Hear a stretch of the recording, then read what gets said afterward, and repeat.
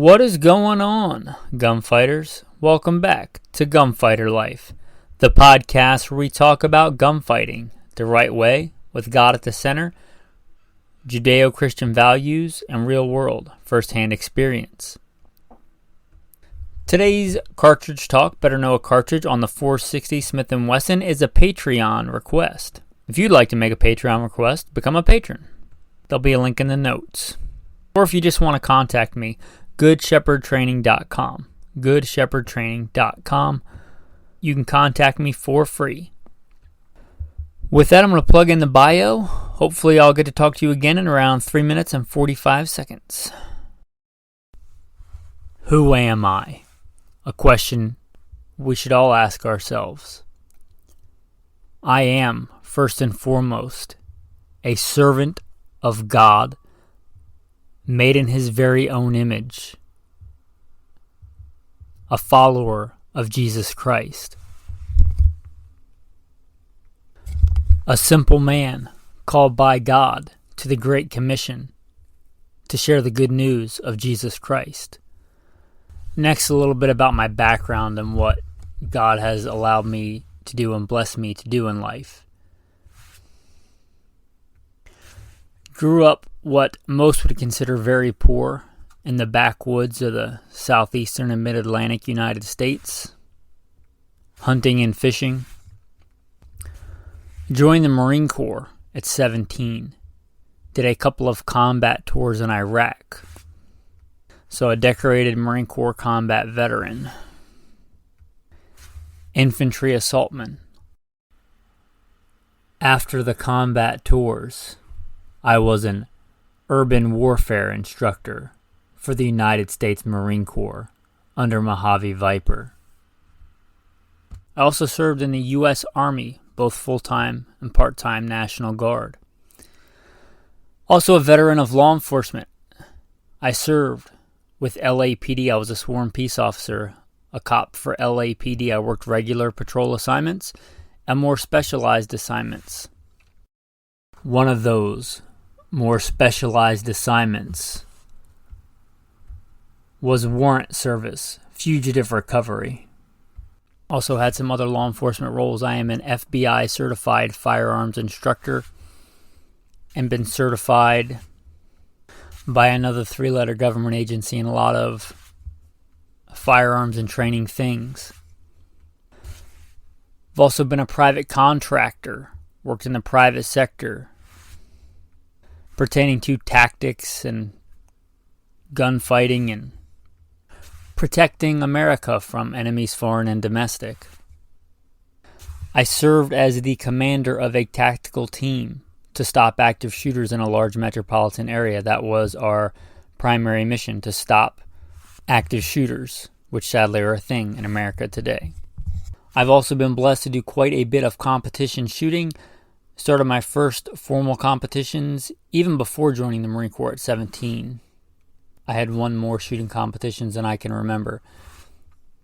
I have competed in all manner of disciplines in shooting. I've been blessed to be a state rifle and pistol champion, West Coast regional champion. Like I said, been blessed to win more shooting competitions than I can remember. Mentioned hunting. I've hunted to put meat on the table starting when I was a child. I've also been a professional big game hunter and guide, hunting and slaying all manner of beast. And I don't apologize for that. Humbled to be the host of 3 podcasts.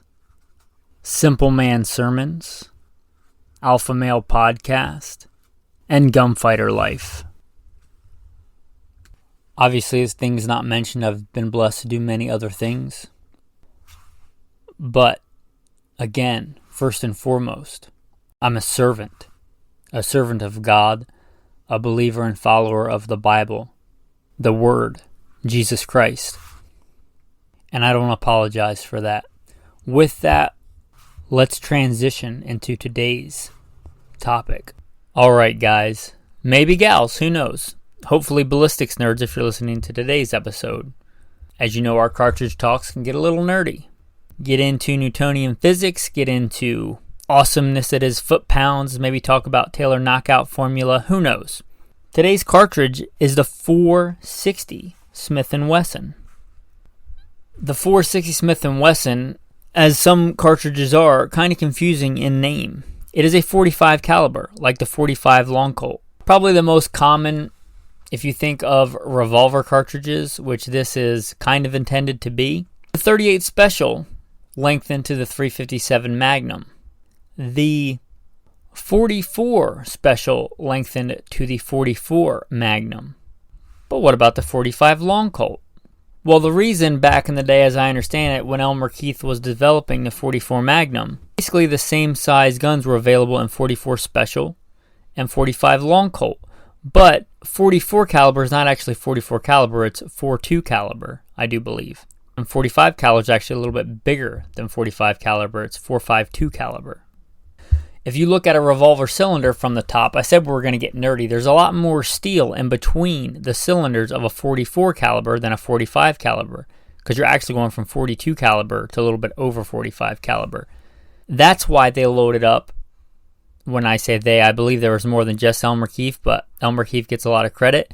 That's why they loaded up the 44 Special hotter and hotter and hotter to get what later became the 44 Magnum. There was more steel, literally more steel to stop the gun from blowing up and the cylinders from blowing up, which, as I understand, they actually did, seeing how hot was too hot, and you got more steel in between.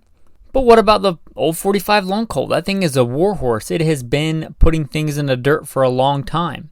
And metallurgy is a lot better now than it was even back when they were doing the 44 mags, even back when the, like Smith & Wesson Model 29s were coming out. Metallurgy has gotten better. They're now putting like 7 shots into what used to be 6-shot frame 357 Magnums. So that's not really a barrier anymore for the 45 Long Colt. So let's make it bigger. Let's throw some Magnum on it.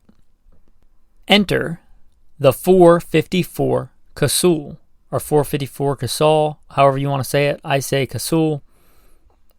It is a beefy, robust round, perhaps one of my favorites in revolver cartridges. I really, really like that cartridge. I think I like it better than the 44 Magnum. It's just not as popular. But the 454 casull is awesome. I really like it. I don't want to get too deep down that rabbit hole. We'll revisit it later. But this is not about that cartridge. This talk is about the 460 Smith & Wesson. What if the 454 casull, even though it could kill anything, pretty much, period, what if that's not enough power for you? What if you want more power, like, Tim the Toolman Taylor in Tool Time? What if you just want more power? What if you want a Magnum? Enter the 460 Smith & Wesson Magnum. Let's not ask why. Let's not ask if it's necessary. Let's just make it bigger, throw some more gunpowder in it, make it even bigger than the 454 casull. Enter the 460 Smith & Wesson Magnum. Now, to be fair there, nothing wrong with more power. Just because you can kill an elk with a 454 casull doesn't mean you can't do the same with a 460 and probably have a flatter trajectory with the same given bullet weight. To give you some idea, the 45 Long Colt is known as a powerful handgun cartridge. It's basically, I wouldn't say basically, as I understand it, if this lure is true, the military basically said, give us 45 Long Colt in a semi-auto, hence the 45 ACP automatic Colt pistol is born. And the 45 is known as kind of a powerful handgun round. The 45 Colt is basically similar to that. Let's look at some real-world ballistics here. We're talking a 200 grain bullets at 1100 feet a second. That's no slouch. 225 grain bullet, my Hornady reloading manual list, which is pretty close to a 230 grain ball round at 1000 feet a second. And yeah, that's pretty close, if not even a little bit hotter than a standard 45 ACP round. And that's considered a powerful handgun cartridge. Now let's look at the 460 Smith & Wesson. Let's look at that same 200 grain bullet. 2,250 feet a second. 2,250 feet a second. That's more than double the velocity with the same grain bullet, I believe. And remember, I said we were going to get into some physics. Remember that foot-pounds of energy, generally, force equals mass times velocity squared. So you're not just doubling the power. You're much more than doubling the power as far as foot-pounds go. I am kind of leery on how much that actually translates to putting animals in the dirt. I actually think the Taylor knockout formula may have some more merit. But even looking at those numbers, way, way more energy. It's not even in the same ballpark. It's in the same ballpark in that they're both 45 calibers. And that's about it. You can also load this with a 300 grain bullet, which would be a good choice. And even with a 300 grain bullet, we're talking a beefy bullet here. 1650 feet per second. 1650 feet per second. It's throwing a 300 grain bullet at 1650. To give you maybe a more fair comparison, something you might be more familiar with, is throwing a 240 grain bullet at 2000. A 240 at 2K. Well, what else is real common in a 240 grain bullet? Well, a 44 Magnum is. Now, just a standard 44 Remington Magnum, it lists 240 grain bullet, which is kind of one of the quintessential bullet weights for the 44 Magnum. 240 grain bullet at 1400 feet a second. 1400 versus 2000. Now, I know you can load 44 Magnum quite a bit hotter. To be fair, you could probably load a 460 hotter than the published load. So I'm just going standard to standard here. My book does list some hotter loads for like Thompson Center contenders and things like that. I'm just doing this to give you an idea. So, as you may have surmised from my talkings about this cartridge in the beginning, I'm not the biggest fan of it. And here's why. I like the 454 casull. I like the 44 Remington Magnum. Those are chambered in really big revolvers. The Smith & Wesson Model 29. Iconic Dirty Harry gun. That's a big gun, but it's not a comical, ridiculous gun in, say, the realm of a Desert Eagle. You could carry it on your hip and hunt with it. You could get a 4-inch one and carry it as a carry gun because that's, I believe, Elmore Key's carry gun. Likewise, the 454 casull. You can get that in same standard that you would get in a 44 Magnum, say a Ruger Red Hawk or a Ruger Super Red Hawk or a Ruger Black Hawk. Those are big, heavy guns. You might not EDC one day to day, but you certainly could carry one in a hip holster, hiking through the woods in bear country in Alaska and something like that. You certainly could do that. In fact, the Ruger Red Hawks and Super Red Hawks, especially like the Alaska model, the smaller models, they're heavy guns, but they're certainly not outside the realm of an EDC gun if you wanted to. It's quite a bit overkill if you live in most places. But let's say, you're going berry picking in Wyoming, it's probably not the worst choice. If you're a handgun hunter, it's a good choice. They are big guns, but they are not ridiculously big guns. One of the reasons I think the 460 Smith & Wesson is or is quickly on its way to obscurity is the guns that they're chambered in. The Smith & Wesson X-Frame, the Smith & Wesson X-Frames as they're called, most notably, probably most popular in a 500 Smith & Wesson, but that's the size frame that you generally need for the 460 Smith & Wesson. And those are comically big. I have some experience with them. Some of them literally come with a rifle sling. And I imagine, I didn't look up the stats, but just looking at them, I imagine they weigh more than my Kimber go-to professional hunting and guiding rifle and an actual rifle caliber. So you have to ask yourself at that point, what am I doing here? And some people just want a really big revolver and a really big cartridge to have a lot of fun with. I'd say, great. It's your money. As long as you're not taking food out of your kid's mouth to do it, have fun with it. That's great. Most people that are doing that, if they want a big, obnoxious revolver, let's be real, they're probably going to get a 500. So even though the 460 may technically be more powerful and more practical, let's be honest, who's going to get a 460 to be practical? If they want a really big gun, they're going to want a 50 cal because it sounds cool. A 50 cal revolver. It just does. It sounds cool. Just like the Desert Eagle is big and obnoxious and way too big to be practical. But if you were going to get one and make it practical, you'd probably get one in 357 Magnum. But most people, if they get them, want them in a 50 AE. Same thing's going on here. So the 460 is kind of in obscurity. So what would it be great for? Well, the reason is the same reason that the patron wanted me to do this episode. I think it'd be great in a lever gun, and so did he. That's what he was asking about it for. It would be great in a lever gun. Because much like a lever gun or a revolver in 44 Magnum, you can shoot 44 Special, or 357 Magnum, you can shoot, 38 Special. Well, if you had a lever gun in this, it would give even more velocity. I don't know how much more because it's not even listed in my manual in a rifle. But as with just about any other cartridge in this category, big revolver cartridges or even Magnum revolver cartridges like the 357, you get a substantial step up in velocity.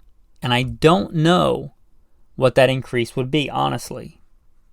But if you're getting a 300 grain bullet at 1650 out of a revolver, who knows what it would be out of a, let's say, what would be really cool, a 16-inch ported lever gun. Now you may be thinking, wait. If I want a really big, powerful 45 caliber lever gun, I'm going to get it in 45-70. I would say, yeah, that's a very viable option, and most people do that because mostly for the history and the commonality of ammo. In fact, looking at the manual, it lists a separate loading for 45-70 Government and 1895 Marlin, which is probably what you're going to get it in. If you're going for like a lever action practical gun, that's probably by far the most common. And that lists a 300 grain bullet at 2100 feet a second. So 100 feet a second faster, but remember, we're comparing apples to oranges here. This is load data for a rifle, whereas the 460 is load data for a pistol. So you most certainly get more velocity out of that round than what's published. But let's call it close enough. You're basically in the same ballpark, on the same field at the same time. That said, if the 45-70 and the 460 Smith & Wesson are both in the same ballpark, why even bother with the 460? And I would say that's a good point. That's why most people don't. That's why you're way more likely to find a lever gun in 45-70. People know about it. It's common. They know it's a powerhouse. They know it's a good, moose round. They know a bunch of stuff. The 45-70 has been around a long time. It's got that prestige. It's got the reputation. That's why I'd say most people answer that question with, yeah, there's no point. Let's go with the 45-70. But remember what I said about the lever guns in 357 and 44 Magnum. The 460 S&W does something that the 45-70 does not. It will let you fire, or in theory it should let you fire, 454 casull and 45 long Colt. So it's a lot more flexible, especially if you don't reload. If you reload, you could probably, I haven't looked this up, so don't do this, and I'm not even going to specify the powder, but there are some powders you could load up 45-70 with without being black powder to make them kind of powder puff loads, and probably load them down to 45 long Colt and load them way up. But if you're not going to do that, or if you just want smaller rounds, a lever gun in 460 is going to let you fire, or should, if the feed ramp and everything works well, the lifter, you should be able to fire 45 long Colt, 454 casull, and 460 Smith & Wesson. And maybe some other ones that I'm not even aware of. I mean, you may be able to fire a bunch of tube-fed 45 auto rim for all I know. I'm not sure. But let's say at least those three. That gives you quite a bit of flexibility. That's at least 3, maybe more cartridges you can fire out of that one gun. If you're a survivalist, if you're a prepper, as I tout myself as being, and I don't apologize for that, as Jesus says, watch and be ready, watch and be ready. I don't make any apologize for being a survivalist. I want to be able to provide and put meat on the table and defend my family, myself, my neighbor. This might appeal to you, the ability to fire 3 different cartridges. And that's where it really shines. And I think because of how comically big the revolvers are, it would have been better marketed as a lever gun cartridge. And some people saw the value of this, and as I'm aware, there's only one company that makes a lever gun, and it's kind of a special deal. I could be wrong, there could be others, but I'm only aware of one that chambers a lever gun in 460 Smith & Wesson. And that's Bighorn Armory, that I'm aware of. Anyway, somebody else might make one again, but Bighorn Armory makes them, and they are a kind of a semi-custom thing from what it looks like, and they are not cheap at all. Which is kind of a shame that Marlin doesn't come out with one or something like that. Henry could come out with a limited run of 460s. That would be pretty cool. But I guess that's gonna kind of conclude the semi-doomed 460 Smith & Wesson. Too big for a practical revolver, in my opinion, and really no major manufacturers are chambering lever guns in it. Even though it is a cool gun and a totally cool, viable cartridge, especially in a lever gun. I like handgun hunting. I really do. On paper, that cartridge may be one of the best, if not the best, handgun hunting cartridges. But that's not how I hunt. If I'm going to haul something that big and heavy, yeah, on paper it might be a handgun, but it weighs more than a lot of rifles. So I just take a rifle. I would imagine most of your techniques that you're going to use, being good with a handgun, are not really going to apply to a Smith & Wesson X-frame with a however long barrel with a bipod on the thing. And you have to ask yourself at that point, really, what am I doing? Yeah, I mean, you can say you killed something with a handgun, but those are kind of handguns in name only. Whereas just stepping down to a 454 casull, in my opinion, and like a Ruger Red Hawk or Super Red Hawk, that's a handgun-size handgun. It's not comically big. Anyway, my thoughts on the 460 Smith & Wesson. If it's your thing, rock on, more power to you. If you know of anybody that makes like a mainstream affordable lever gun in 460, let us know, because I'd like to know. Anyway, you might look really cool at the range shooting a giant Smith & Wesson X-frame and 460 Smith & Wesson. It'd also look cool at the range if you had a cool shooting shirt. I don't often mention merchandise, but you can get different kind of shirts, shooting shirts, at the website, goodshepherdtraining.com. That's the website if you want to contact me, if you want to buy merchandise, a shooting shirt. Also a gateway if you want to become a patron and ask questions like this about, what about this cartridge? It may or may not be an episode. I'm not promising that. And most of all, I want you to become a patron if you like this podcast and think that the content is worth something. With that, I'm going to wrap up the main topic here. We will get into the tactical tip of the day. If you listen to this episode, you might be into revolvers. Or you listen to this show in general, you might be into revolvers. It's not my EDC everyday carry. It was my professional backup gun when I was LAPD. Still carry one from time to time. I'll often carry one when I'm out in the woods and I have a rifle or a shotgun as my backup gun, because I already have a main gun. Small, light, handy sidearm. In fact, it was probably most commonly carried sidearm when I was a professional big game hunter and guide, and used for finishing off animals. Anyway, the tactical tip, if you don't know, they make shot shells for most common revolver cartridges. 38 Special, 44 Special, 45 Long Colt. And I know they make those for semi-autos, but in general, I'm not aware of them actually working and cycling in a semi-auto. They should work just fine in your revolver.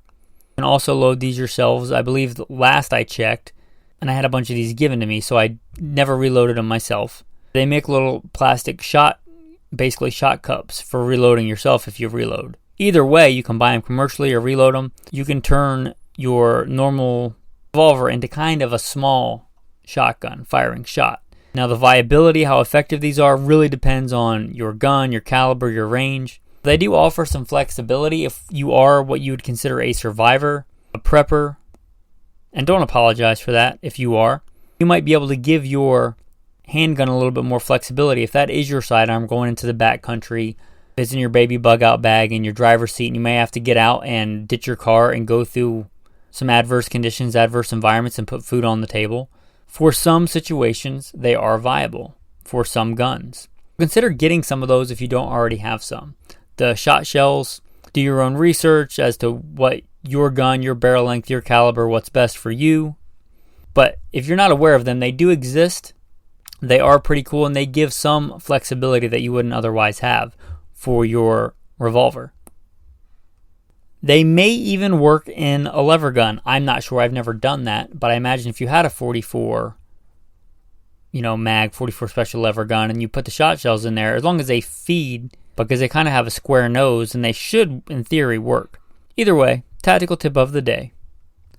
The tactical verse of the day. Give thanks to the Lord of heaven's armies, for the Lord is good. His faithful love endures forever.